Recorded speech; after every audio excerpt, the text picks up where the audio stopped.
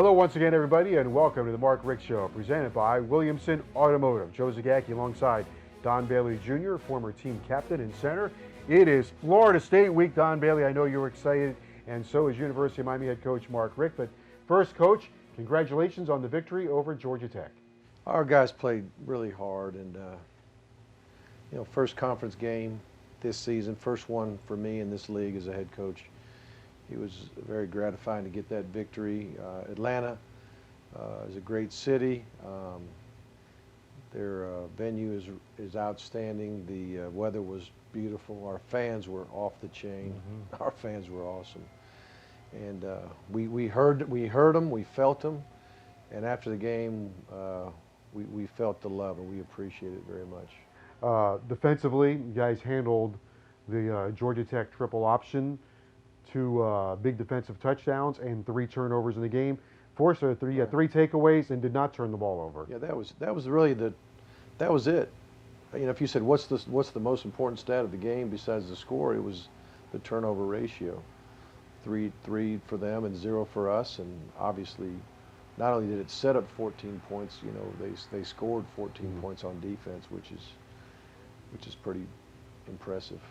Your defense has a tendency for the tackle for loss, and it worked against Georgia Tech as well. I mean, you did a good job. Of all teams that we will play, that's the team that you normally get the least amount of tackles for loss. They're downhill. Now, I know they do some speed sweeps and things like that, and they'll do some counter things with the quarterback and the option game, but for the most part, you rarely get them behind the line of scrimmage. But and you rarely get sacks because they're usually throwing the ball when they want to throw it on rundowns where you're just selling out to the run, and then they pop up and throw a ball or whatever. But when you get them behind, you get them a little bit out of their plan, for total controlling of the clock and running the ball and all that kind of thing, and you force them to throw maybe a little bit more than they want to, then you get a chance for the tackles for loss, the sacks, the strip, and scoop and score like we had. So it was a good day for the D. I thought, Coach, one of the interesting things in the game the other day, and really as the season's unfolded, and I wonder what kind of pressure it's going to put on your opponent is, we were talking, it's been Mark Walton. The other day it's Joe Yearby. Been a little bit of David Njoku. The other day it was Chris Herndon. You start taking a look at those numbers. There's not a big difference between Joe's numbers and Mark's numbers or Herndon's numbers or Njoku's numbers. So right. Good balance, really hard to dial in for the opponent Right. on one guy. Well, we try to run a system that there aren't many him routes. Like we're going to throw it to him no matter what. There's a couple here and there. But most everything, there's a read, there's a progression. And it's just like when we were seeing Amon catch a slant. Well, that same route could have gone to the other side of the field depending on how the defense lined up or how a certain guy moves this way, we're going that way. A certain guy moves that way, we're going that way with it. And the progression might be inside, someone over the middle, somebody in the curl, somebody in the flat. If a certain defender goes this way, it's maybe slant or a guy in the flat. So really all 5 guys have got to be live. They got to know the ball could come to you according to how they play defense. And because of that, the ball does get distributed to different people, and you really can't key on this guy. Hey, we got to stop this guy. And then when you add a running game that hopefully is formidable, that people have to respect, then it tends to help the coverages that you're dealing with throwing the football as well. We look at our tendencies. We got to make sure that we don't have too high of a run to pass ratio in certain formations and certain downs and distances, but sometimes tendencies are good. It means you're good at something. And so those are some of the things we think about. Well, it was a day of joy in Atlanta. Let's take a look at the highlights as Miami defeated Georgia Tech. The highlights are brought to you by UL Sports Medicine. We get you back in the game.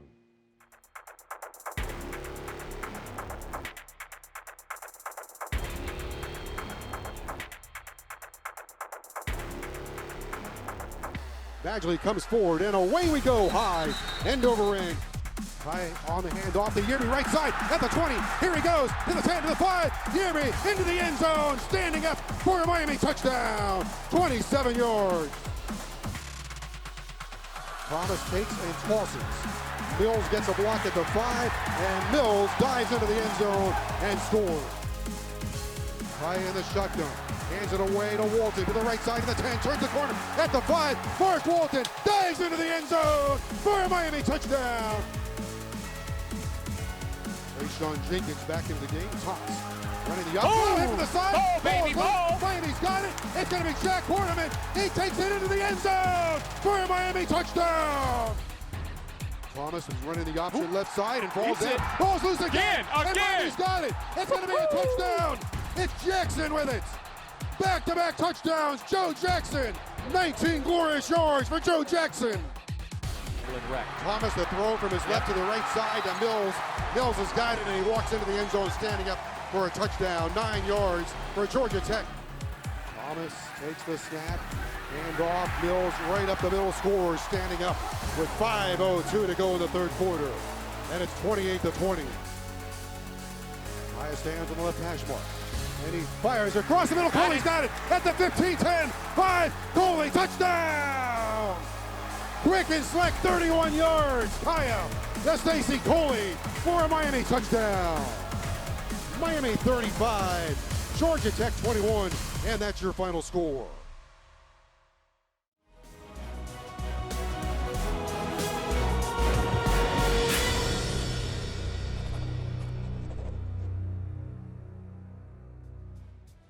Welcome back, everyone, to the Mark Richt Show, presented by Williamson Automotive. Joe Zagacki and Don Bailey Jr., Miami and Florida State. We are ready to go. Coach, we are glad you're on our side this time. Well, I'm looking forward to it, but I look forward to every game. I mean, just the challenge of putting a plan together and you know, coaching up the guys and, you know, getting in the quarterback's mind and helping him make good decisions and just, you know, getting back to the nuts and bolts of coaching the quarterbacks and calling plays and game planning. It's really, I've enjoyed it a lot, and you know, I'm still a little rusty, but things are coming around, and I do think that, I still will say this, I do believe play calling is overrated. I really do. I think it's mostly execution, but that's coaching too. You know, if you call plays that they can't execute, then we've somewhere along the line we failed.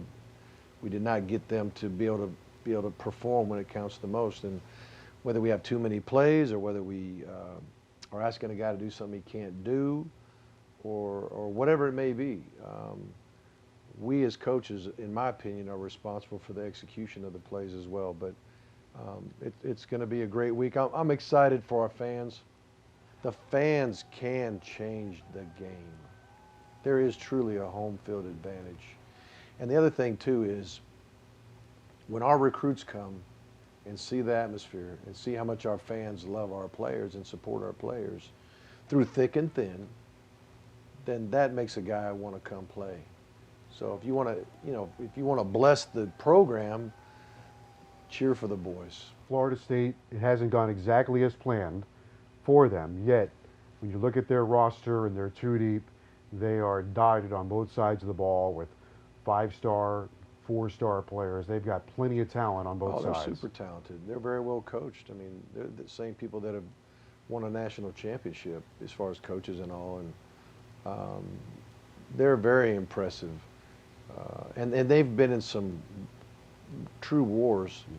I don't know if we've been in a war yet, not this season. So we got a bunch of guys that have not been in that type of a game. They've been in 3 of them at least. And, you know, the Ole Miss thing, I mean, there's no way they had any business to turn it around like they did, but at halftime, something happened. And they took the game over against a really good Ole Miss team, not an average team, but a really, really super talented team.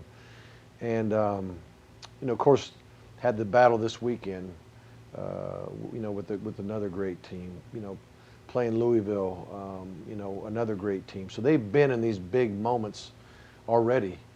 And now we've got to really experience it for the first time this year.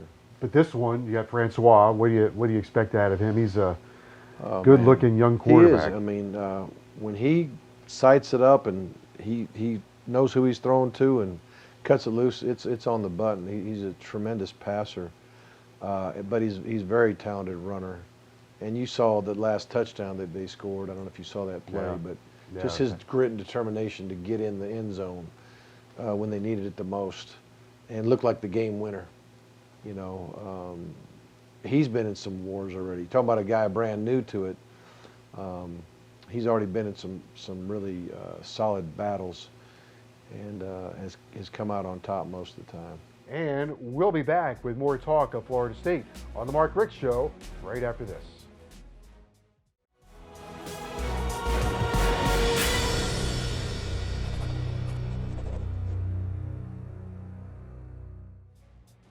Welcome back to the Mark Richt Show, presented by Williamson Automotive. This week it's Miami and Florida State. Coach, any chance that you'll speak with Coach Bowden? You know, I don't know if I will. I'm not going to seek him out. You know, I don't think he'll seek me out. But, you know, I have run into him. I ran into him 2 or 3 times this offseason. It was great. One time locally here at an event that Zach and Henry Crockett were putting on. We always enjoyed hearing his stories. And Well, it was funny. I was watching film of the game, and then they always show the scoreboard, and on the scoreboard it had a picture of the fans on the scoreboard, and there was a towel or a sign in front of one of the fans, and it said "Dadgummit." So you know where that came from. But I know the Florida State fans still love and admire Coach Bowden.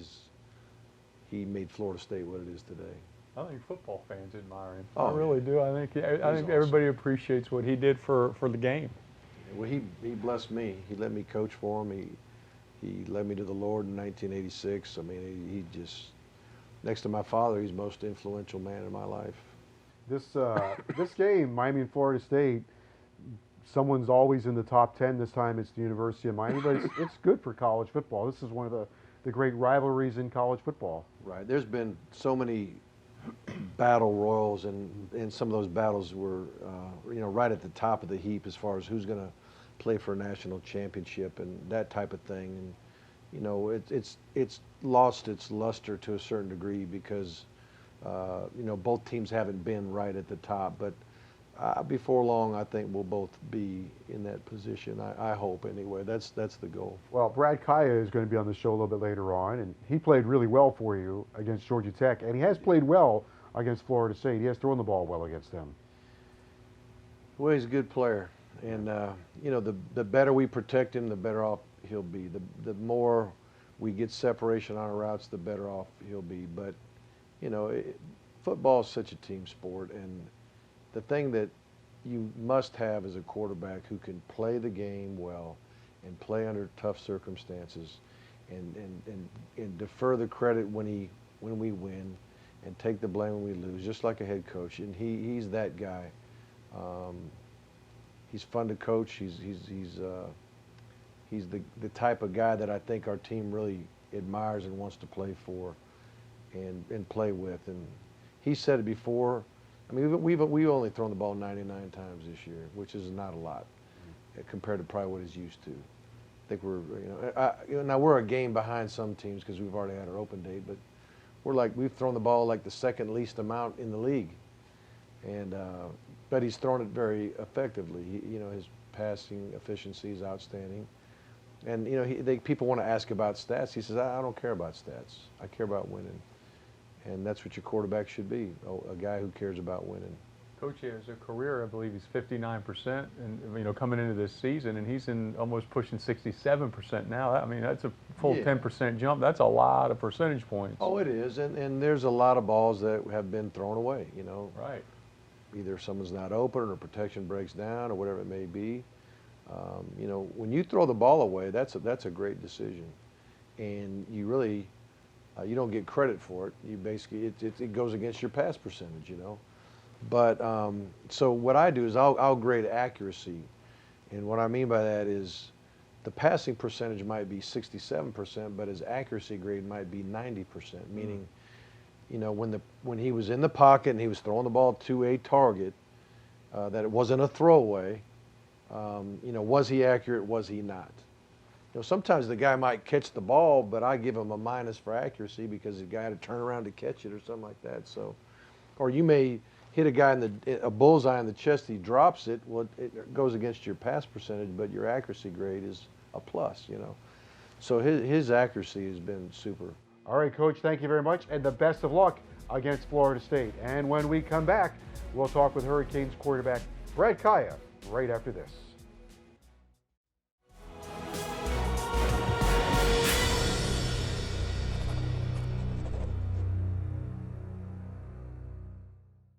Welcome back to the Mark Richt Show, presented by Williamson Automotive. Joe Zagacki and Don Bailey Jr.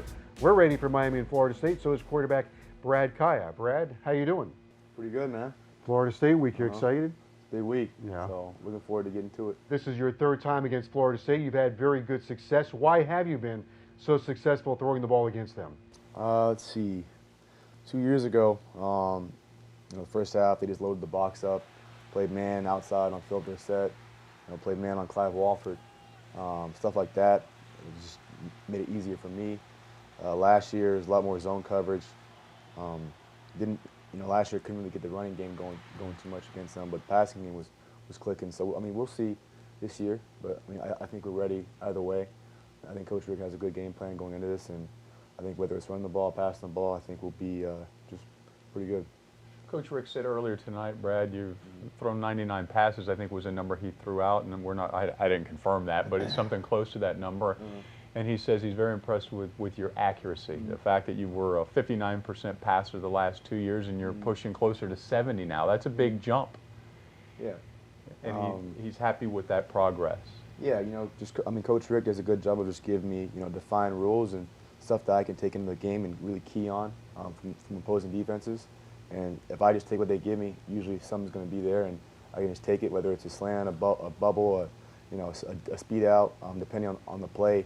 Coach Richt usually gives me a set progression, and usually, if the first one's not there, the second one's there. Third one's not there, throw it out of bounds or hit your check down, stuff like that. It makes it easier on a quarterback to really, find open guys and just get through progressions.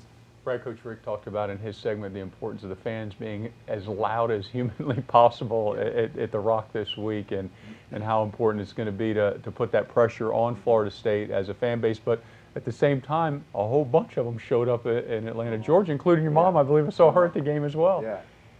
Yeah, I mean, that was huge for us. Just in pregame, getting there.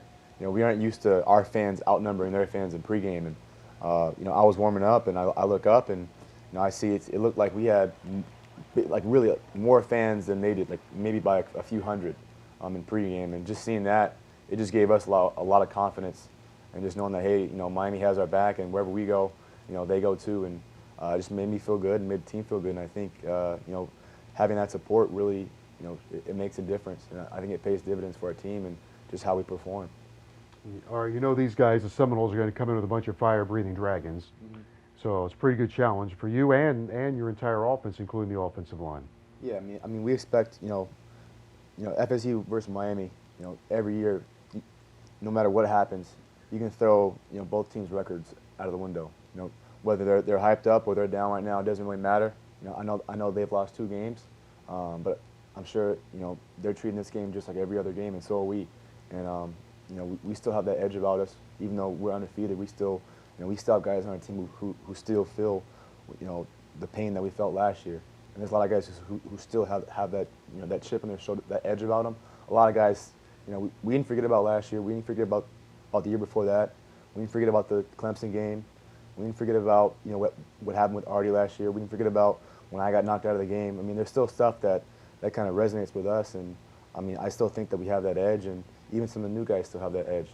So it should be exciting, and I'm just looking forward to getting after it. All right, Brad, thank you very much, and the very best of luck against the Seminoles. Saturday night at Hard Rock Stadium, 8 o'clock kickoff. Miami and Florida State should be a doozy. For Don Bailey Jr., Brad Kaaya, and University of Miami head coach Mark Richt, I'm Joe Zagacki. We'll see you next week right here on the Mark Richt Show. So long, everyone.